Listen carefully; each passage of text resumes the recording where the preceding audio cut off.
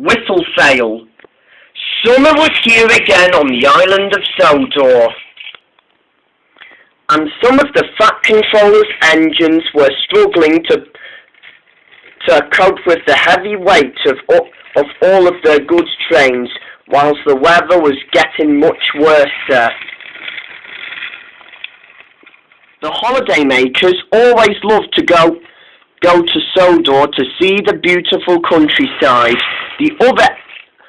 All of the engines knew this, but they could not let their passengers down. But lately they were feeling exhausted. Especially Bert, who started grumbling one morning. "This is an utterly outrage, he said. "I cannot believe that the Fat Controller is still not giving us engines a rest while we feel the hotness in this weather." But Bert, said Rex, "we're lucky to be in this long railway," he said. Remember the time we were sticking together until our old railway in England closed down, whilst we were sold to the Alsdale Railway? Besides, we all have to keep our distance and keep our ways aside, he said. "Otherwise, we'll all be sent to scrap mines and this railway will be closed." "Ha!" grumbled Bert. I wish I'd had enough anyway, he said. "I've been working so hard that I need a proper rest," he said. "But sadly I can't." And he puffed out of the shed, still grumbling.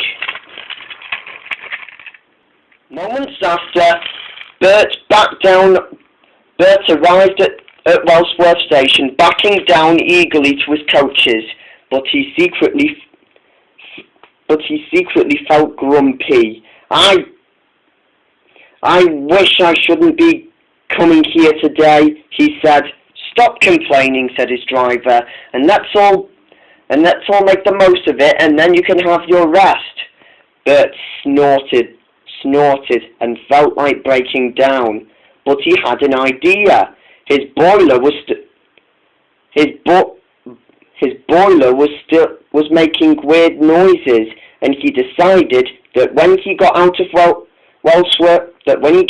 Wellsworth Station, he'll do anything to go faster, and his boiler will break until he will be at the fitters' yard having a rest.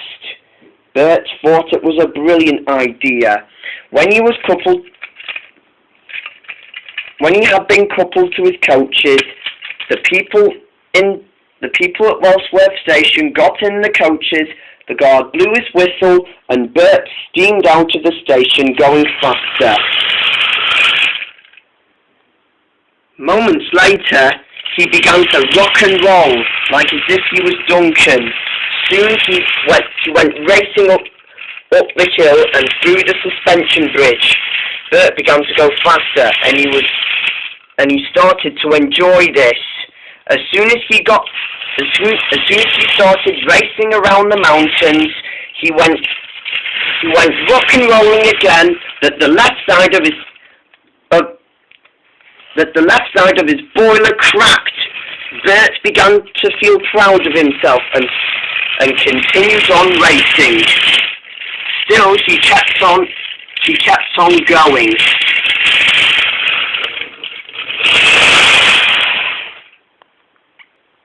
Later that night, Bert had been sent to the workshop to be mended. His driver and fireman and the fitters checked him all over, but there was no damage. "We will have to make sure he doesn't speed up a bit," thought the driver. "Or maybe Bert must be up to something," whispered the fireman. And indeed he was. Bert began racing down the countryside and up the mountains, still rocking and rolling, that he began to feel his boiler making strange sounds. This is my plan, he went on, and he thought it was clever. "Steady, boy, steady," cautioned his driver, but Bert took no notice. he began to find it even more fun. He raced up the mountains and through the lake. He was enjoying it until he raced through Shen Valley. As soon as Bert arrived at the big station, he began to slow down and feel sluggish. Then it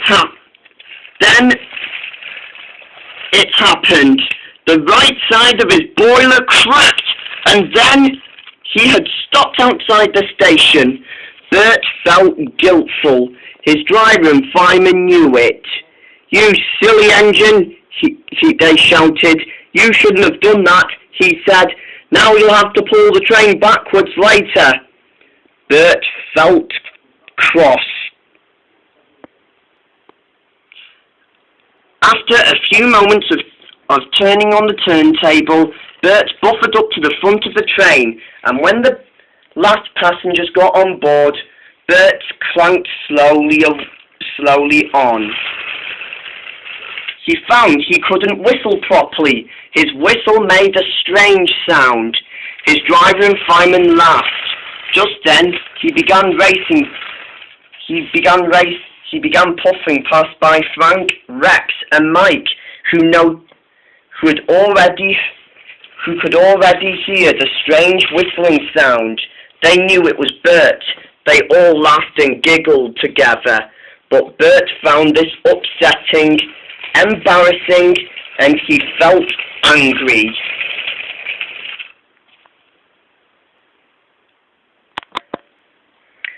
That night, Bert was relaxing at the mender's yard.